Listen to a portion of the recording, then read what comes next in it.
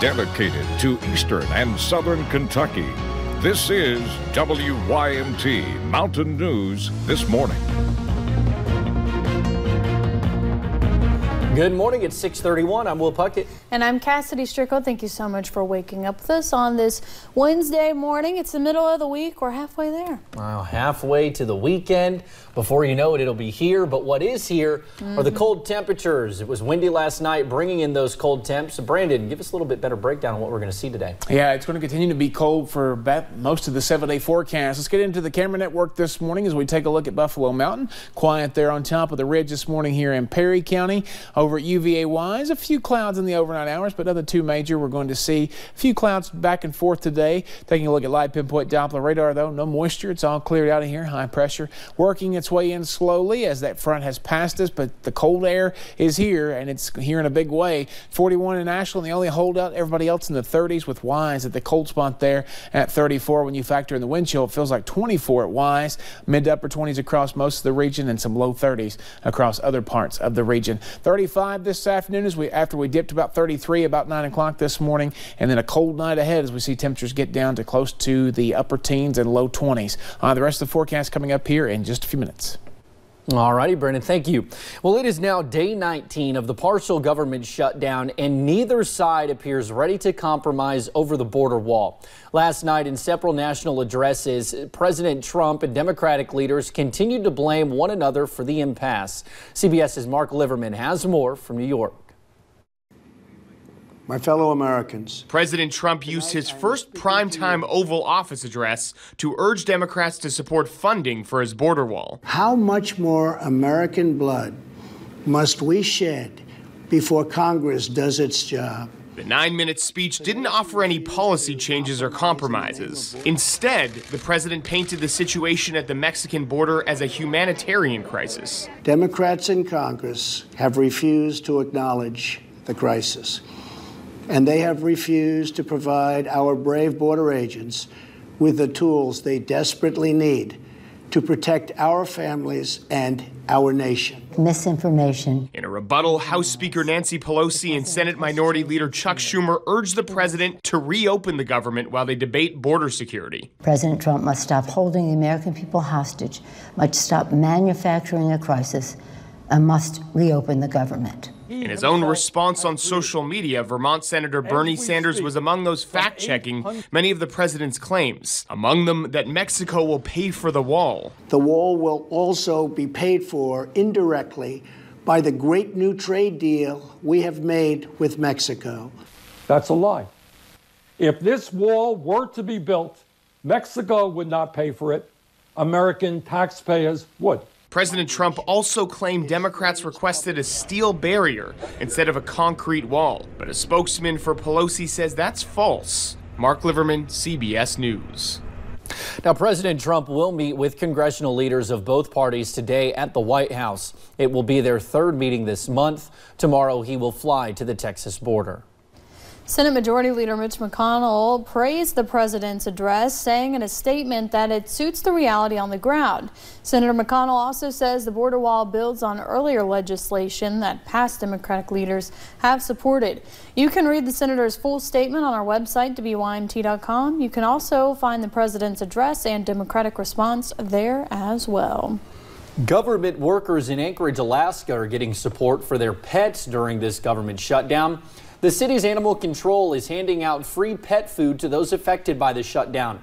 The organization says money is starting to be tight for some government employees, so the group wants to make sure they don't have to worry about feeding their four-legged family members.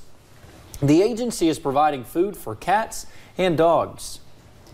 Well, there is a new set of faces in the General Assembly and on the House and Senate floors in Frankfort.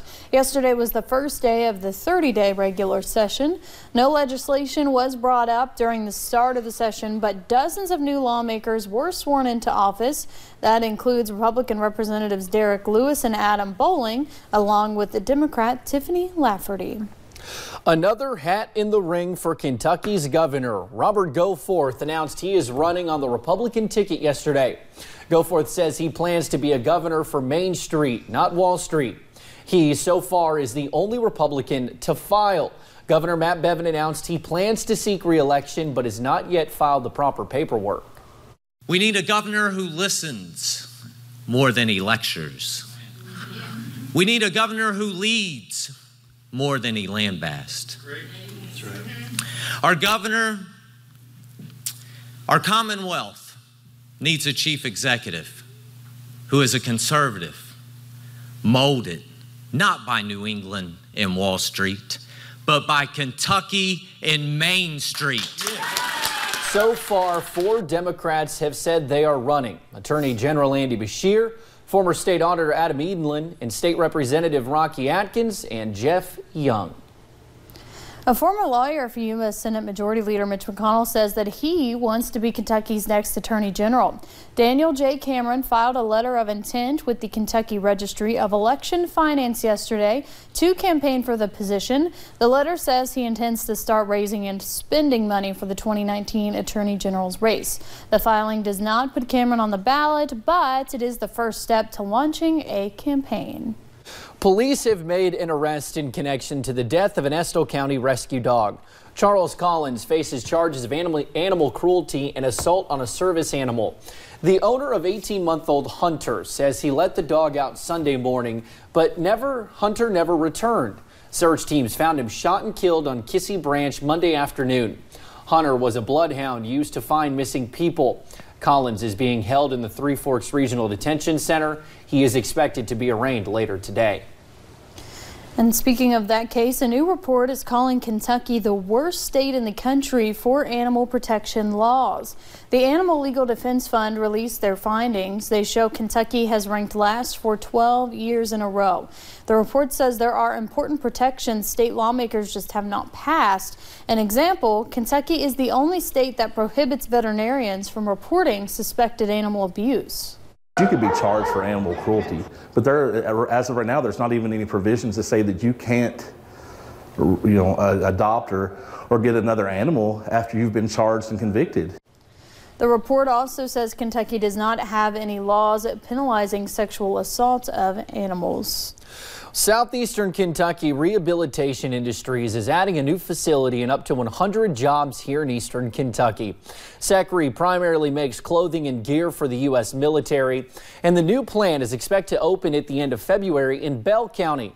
To fill the position, SECRE is hosting a job fair at the Middlesboro City Hall Council Chambers Tuesday, January 15th from 10 a.m. to 1 p.m. And we bring you a sad story out of Rowan County where a mysterious woman without a name or family to contact died. Instead, the Moorhead community came together to remember a woman they knew as the Bridge Lady. The woman lived under the bridges in Moorhead. She died just days before Christmas. Folks who passed by her every day raised more than $7,000 to give her a proper funeral and burial. She's with God now, and I don't have to worry about her being cold or freezing or anything. She's protected now. Those at the funeral tell us the woman never wanted them to know her name. They say she would give different names and would never accept handouts. The coroner says he is still working to find her family. 6:39 now, coming up on Mountain News this morning. Family is told to say their final goodbyes to a Nebraska man being taken off life support, but now they are calling him Miracle Man. You're going to definitely need the layers and extra coffee this morning to help get you going as wintertime has returned to the mountains. I'll track out your Wednesday in about 4 minutes.